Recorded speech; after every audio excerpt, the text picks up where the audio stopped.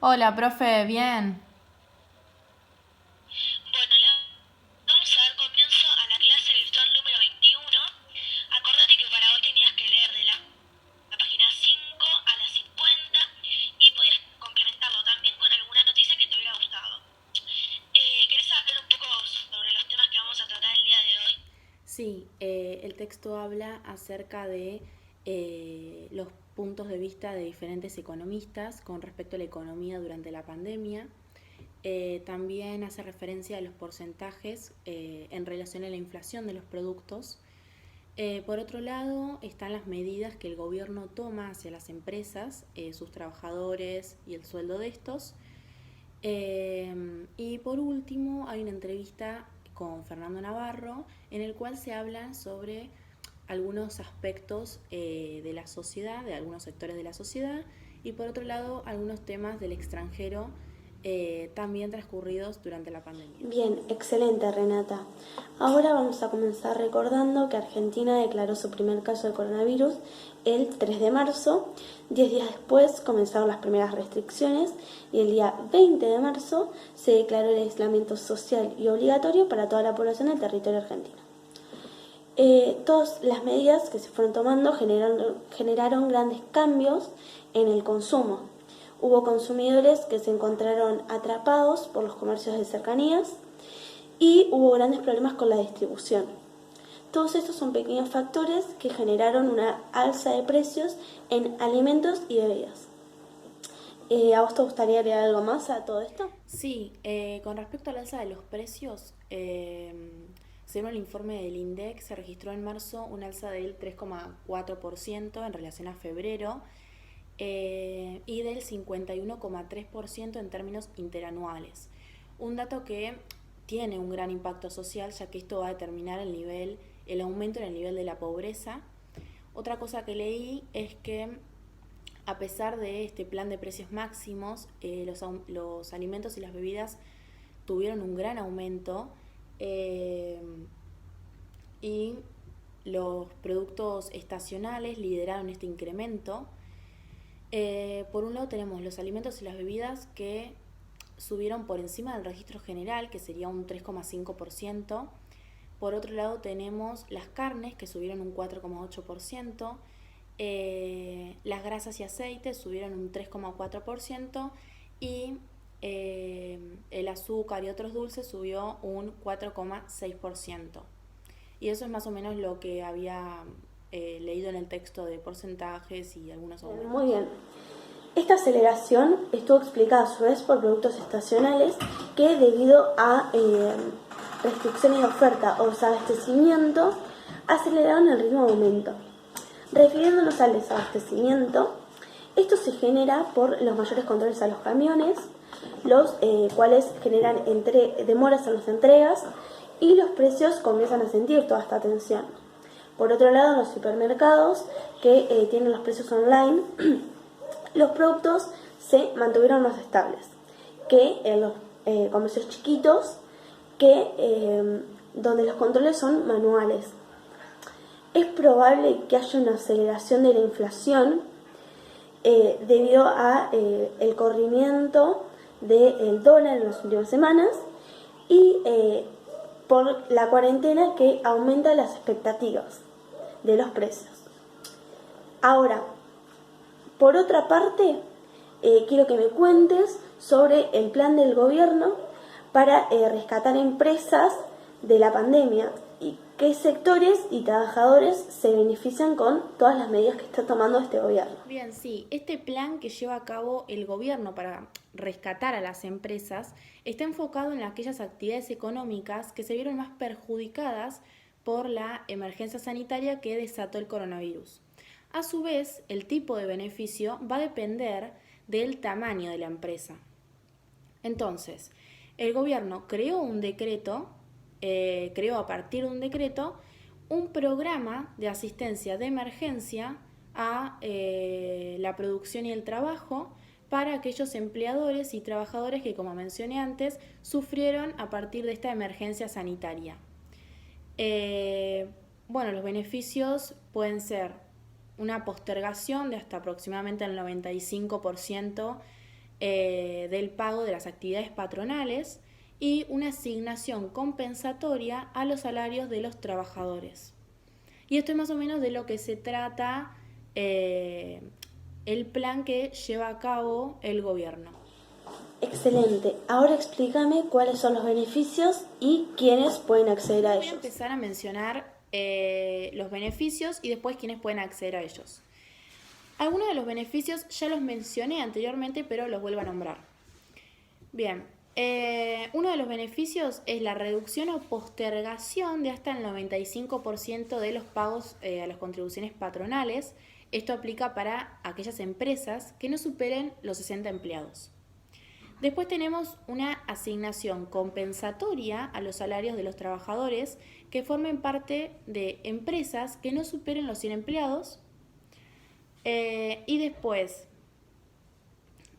una asistencia por la emergencia sanitaria a través de la Repro a aquellos trabajadores que formen parte de empresas que sí superan los 100 empleados. Y por último tenemos el sistema integral de prestaciones por desempleo. Después, ¿quiénes pueden acceder a ellos? Para poder acceder a estos beneficios hay que cumplir una de las 3 condiciones. La primera es que la actividad económica se vea perjudicada en el espacio geográfico donde se desarrolle. La segunda es que haya una gran cantidad de trabajadores que estén ya sea contagiados por el coronavirus, en aislamiento o que estén con licencias. Y la tercera condición es que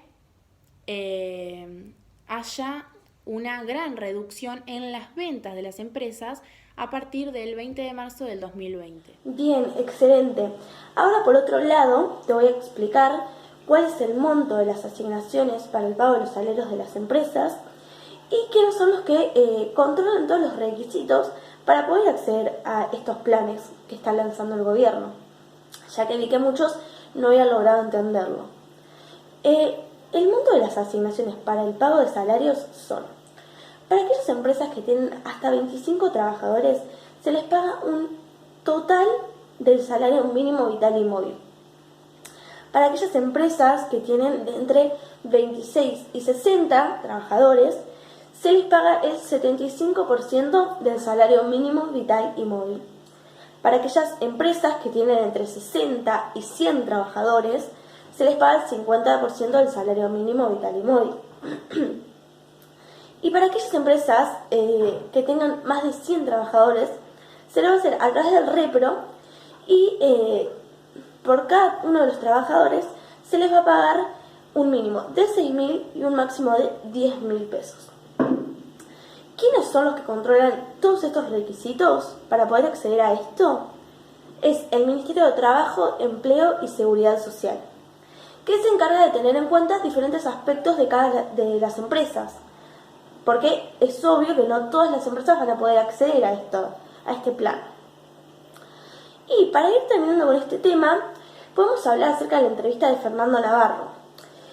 Por ejemplo, contame, ¿cuál es la evaluación que hacen en el gobierno con respecto a los resultados del aislamiento y las medidas que tomaron para evitar la propagación rápida de esta pandemia? Sí, según lo que leí en la entrevista de Fernando Navarro, la decisión que se tomó fue correcta y oportuna. Se está cumpliendo la cuarentena en el 95%, según el sector social donde te toque vivirla. En los barrios más humildes es más difícil ya, por razones como el hábitat, la ventilación, el espacio, ¿no? A su vez surgen problemas que no estaban previstos, como por ejemplo se decidió brindar una ayuda al ingreso de los titulares de la AUH, de los jubilados y de los titulares de los programas sociales. Lo que pasa es que la gestión bancaria privada y pública no está preparada para afrontar estos gastos. Por otro lado, otra cosa que leí en esta entrevista es que se sabe que no se va a resolver esto con, entregando 10.000 pesos o congelando los alquileres o tomando medidas para beneficiar al empresario chico o mediano, pero lo que busca el gobierno con esto es que en un futuro, cuando se tenga que reconstruir la economía, haya actores, ya sea, como decía Fernando Navarro, de rodillas o parados, que estén los actores para poder, aunque sea, reconstruir la economía. Bien, otro aspecto, a su vez, bueno, pienso que esto es uno de los temas que más me preocupa, el tema de los barrios humildes, donde la propagación es mayor, por razones que mencioné anteriormente. En mi opinión, el gobierno se debería acercar a estos barrios y detener, por lo menos controlar la propagación. A su vez, bueno, otro tema está la vuelta a clases.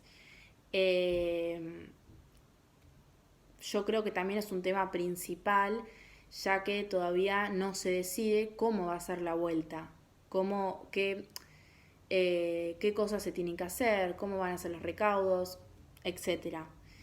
Bien, volviendo al tema, una de las preguntas que te quería hacer, Pilar, es, la tengo acá anotada, con respecto al presidente de Brasil y al de Estados Unidos, no tengo clara cuál es la mirada del gobierno sobre estos dos países. Nada, es un tema que estaba en la entrevista y me surgió esa duda. Sí, no hay problema, yo te lo explico. Mira, es así, en Brasil el presidente Jair Bolsonaro sostiene que el país debe seguir activo y que el coronavirus no es algo muy importante, por lo que hay que preocuparse en este momento.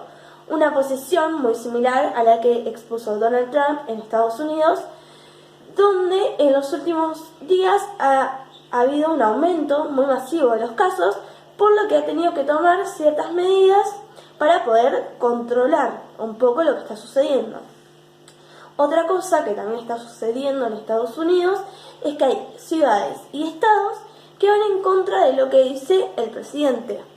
En Brasil está sucediendo lo mismo, donde Jair Bolsonaro se está enfrentando con los gobiernos de Río de Janeiro, San Pablo, dos estados muy claves para el país,